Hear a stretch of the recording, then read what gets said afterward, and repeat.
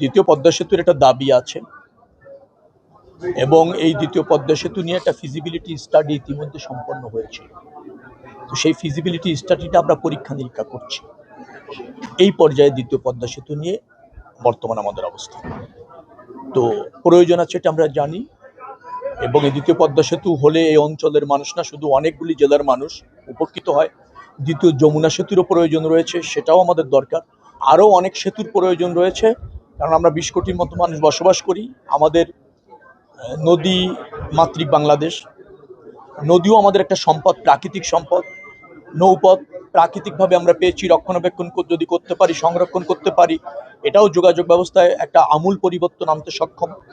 তো সেই নদী যাত্রা অ্যাট দ্য সেম টাইম আপনাকে সড়ক যাত্রা, এই দুটোকে যদি সমন্বয় করতে হয়, সেতুর কোনো বিকল্প নেই। তো সরকার এগুলি অগ্রাধিকার ভিত্তিতে বিবেচনায় নিয়েছে এবং প্রক্রিয়াগুলি যাচাই বাছাই এবং সম্পন্ন করবার জন্য কাজ করছে।